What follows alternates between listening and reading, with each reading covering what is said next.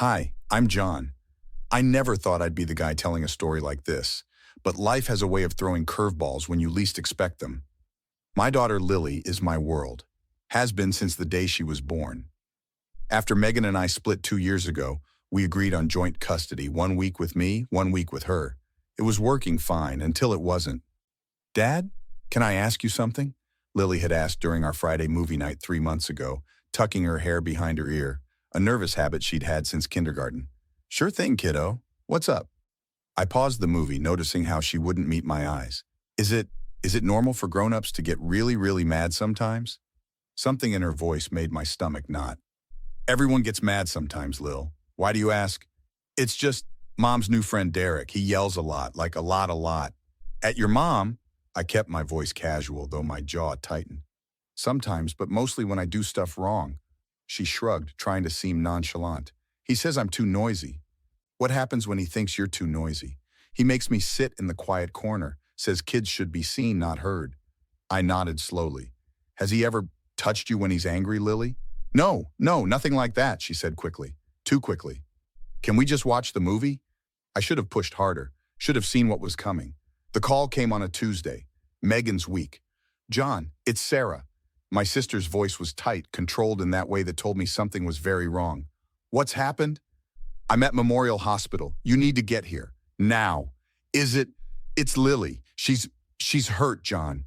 The drive to the hospital was a blur. Sarah was waiting for me in the ER, her face pale. What happened? I demanded. Derek happened, she spat. She caught herself, glancing at a nurse passing by. Lily was playing, making noise. He lost it. Where is she? Room 304. They're treating her for burns. John, he pushed her face toward the fireplace. If Megan hadn't pulled her back. The room spun. Where's Megan now? With Lily. She called me, not you, which should tell you everything. And him? Sarah's expression darkened. At their house, I think. Megan sent him home, said they needed space. Space? He hurt my daughter and I know. But right now, Lily needs you calm. Walking into that hospital room and seeing my baby girl's face, red, blistered on one side, I've never felt rage like that. Pure, blinding fury. Megan stood when she saw me, her eyes red-rimmed. John, how could you let this happen? My voice was low, dangerous. It was an accident. He didn't mean, don't. I moved past her to Lily's bedside. Hey, sweetheart. Daddy, she whispered, her little hand reaching for mine. My face hurts. I know, baby, but the doctors are going to make it better. Mr. Martin? A doctor appeared in the doorway. I'm Dr. Chen. Could I speak with you both? In the hallway, Dr. Chen didn't mince words. These injuries are consistent with facial contact with high heat, not accidental contact. He said she fell, Megan murmured. Children don't fall with such focused burns, Dr. Chen replied sharply. I've already contacted CPS and the police. The police? Megan's eyes widened. This is assault, Mrs. Martin, on a child. I turned to Megan, seeing the fear in her eyes. Fear for him, not for our daughter. Tell me exactly what happened, I said. Every detail. He didn't mean it, John, Megan insisted, as we sat in the hospital cafeteria, her coffee untouched. Derek's been stressed about work and Lily was running around. Stop defending him, I cut in. Our daughter's face is burned and you're worried about his stress levels. Sarah, who'd joined us, snorted. Classic Megan, always excusing the inexcusable. You don't understand, Megan shot back. It's complicated. Enlighten me, I challenged, leaning forward. Make me understand how a grown man shoving a 9-year-old's face toward fire is complicated. Megan's eyes darted around the cafeteria. He didn't shove her face into it. He pushed her, and she fell toward it. And that's better how? Sarah demanded. Look, Derek has issues with noise. Lily knows that. She was being deliberately loud. I stared at her, incredulous. Are you seriously blaming our daughter? No, I'm just saying, Mr. Martin? A woman in a crisp pantsuit approached our table. I'm Detective Rivera. I'd like to ask you some questions about your daughter's injuries. For the next hour, Detective Rivera interviewed us separately. When my turn came, I held nothing back. Lily mentioned his temper before. I should have done something then. Previous incidents. She made a note. Nothing physical until now, but she said he yelled, made her sit in a quiet corner. Has your daughter ever mentioned being afraid of him? I thought back to movie night. Not explicitly, but something wasn't right. I felt it. When the detective left, I found Officer Martinez stationed outside Lily's room. Just making sure everyone stays safe, he explained. Standard procedure. Is he in custody, I asked. Not yet, we're building the case. My old friend Tony called after I texted him about Lily. As a family lawyer, he knew exactly what I needed. John, man, I'm so sorry. Tony's deep voice rumbled through the phone. How's she doing? They're keeping her overnight. Say the burns aren't third degree, but that doesn't matter. Assault is assault. Listen, I'm filing emergency custody papers right now. Megan won't agree. She doesn't have to. The hospital report alone is enough for emergency custody. We'll get a restraining order too, against him and possibly her if she's defending him. She is, I confirmed grimly. Then we'll include her. Judges don't mess around with child abuse cases. Back in Lily's room, I found her talking with a woman who introduced herself as Miss Patel from Child Protective Services. Hi, Mr. Martin. Lily's been telling me what happened. Lily looked at me anxiously. I told the truth, Daddy, like you always say. That's right, kiddo. I sat beside her. Lily, is it okay if I talk to your dad alone for a minute? Miss Patel asked gently. In the hallway, Miss Patel didn't sugarcoat it. She says he grabbed her by the back of the neck and pushed her toward the fireplace, saying, maybe this will teach you to shut up. Her mother pulled her back, but not before she was burned. The hallway seemed to tilt. And Megan's still defending him? Unfortunately, that's common in these situations, but our priority is Lily's safety. What happens now? We'll recommend emergency custody to you and supervise visits for your ex-wife without her partner present. As I turned to go back to Lily, I spotted Derek at the end of the hallway, talking with Megan.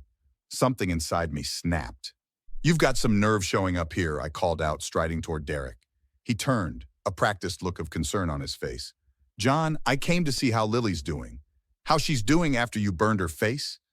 It was an accident, he insisted, hands raised placatingly. I never meant, save it. My daughter told them everything. A flash of something, anger, fear, crossed his face. Kids exaggerate. You know how Lily gets with her stories. Are you calling my daughter a liar? No, I'm saying she misunderstood. There's nothing to misunderstand about. Maybe this will teach you to shut up. Derek's jaw tightened. Look, I lost my temper. I'm not proud of it, but I never meant to hurt her. John, Megan pleaded, stepping between us. Derek came to apologize. Apologize? I laughed bitterly. You think sorry fixes this? I made a mistake, Derek insisted. A terrible one. But I care about Lily. No, you don't get to say her name, not ever again. You're overreacting, he said, his voice hardening. It was a momentary lapse. A momentary lapse? Officer Martinez stepped forward from where he'd been watching. Sir, assaulting a child isn't a lapse. I didn't assault anyone. Derek's voice rose. This is ridiculous. Megan, tell them. Megan looked between us, hesitating. It wasn't intentional. Wasn't intentional, I repeated. He grabbed her by the neck. She was running around. I asked her repeatedly to stop. So she deserved it? Is that what you're saying? No, but if Megan had disciplined her properly, don't you dare blame my ex-wife or my daughter for your actions, I growled, stepping closer. Back up, sir, Officer Martinez warned me, then turned to Derek. And you need to leave. This is a public hospital, Derek argued. I have every right. Not when there's a victim of your alleged assault here, Martinez countered. Leave willingly or I'll escort you out. This is insane, Derek spat. Megan, are you going to let them treat me like this?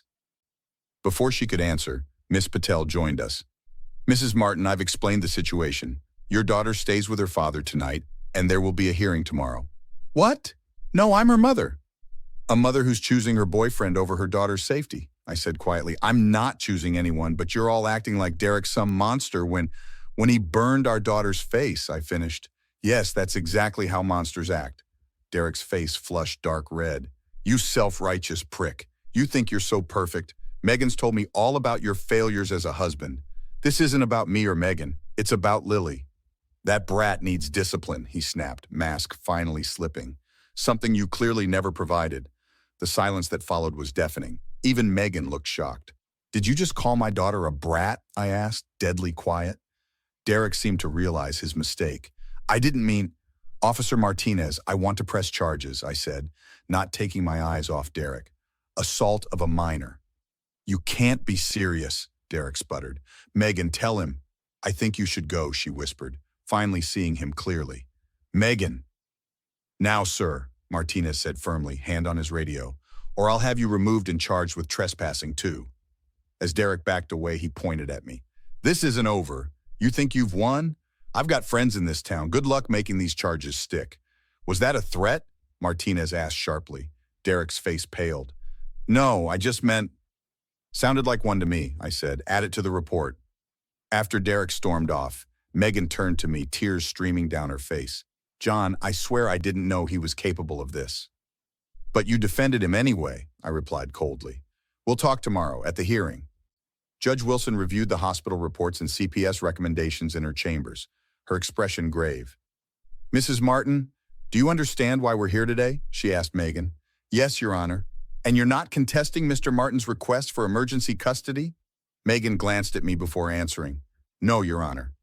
Based on the evidence, I'm granting the emergency custody order, Judge Wilson declared. Mrs. Martin will have supervised visitation twice weekly. Mr. Lawson is not to be present at these visits or have any contact with the child. And the restraining order? Tony asked. Granted. Mrs. Martin, I suggest you reconsider your relationship choices. Outside, Megan approached me hesitantly. John, I've left him. Good for you. Can you ever forgive me? I should have seen the signs. That's not for me to decide, I replied coldly. That's for Lily. 2 weeks later, Detective Rivera called me into her office. He took a plea deal, 18 months, likely serve 12, 5 years probation after, permanent restraining order, and he'll be registered as a child abuser. Is it enough? I asked. It's more than most get, she said frankly. His friends in town disappeared when they saw the evidence. That evening, Sarah joined Lily and me for dinner. The burns on Lily's face were healing, though there might be a small scar. How was your visit with Mom today? I asked. Okay, Lily shrugged. She cried again. Dad, is Mom in trouble too? I sat beside her. No, kiddo. The judge just wants to make sure you're safe. Will I ever go back to living with Mom? Maybe someday if she makes better choices. And Derek? He's going to jail for hurting you, and he can never come near you again. She nodded, processing this. Good. Later, after Lily went to bed, Sarah poured us each a glass of wine. To justice, she toasted. To protecting what matters, I amended. You know Megan will try to get custody back. Let her try. I've got documentation, police reports, and a restraining order. No judge will side with her anytime soon. Do you think she really left him? Sarah asked. I don't know, but if she hasn't, she'll never get Lily back. If she has, I shrugged. Some mistakes can't be undone. My phone buzzed with a text from Tony. Heard Lawson got 18 months. Not enough, but it's something. You and Lily okay? I replied, we're getting there, one day at a time. And we were. Lily was seeing a therapist. The nightmares were becoming less frequent. Yesterday, she'd laughed, really laughed, for the first time since the incident. Some people might say forgiveness is the path to healing. That holding on to anger only hurts yourself. But when it comes to protecting my daughter, that anger kept me focused. That fury gave me strength to fight through the system, to make sure there were consequences. I don't need to forgive. I just need to make sure Lily grows up knowing that no one, not even someone her mother loves, has the right to hurt her, ever. What would you do if someone hurt your child? Would you find that same fury, that same resolve? I hope you never have to find out. But if you do, remember, sometimes the best revenge isn't about getting even. It's about making damn sure it never happens again.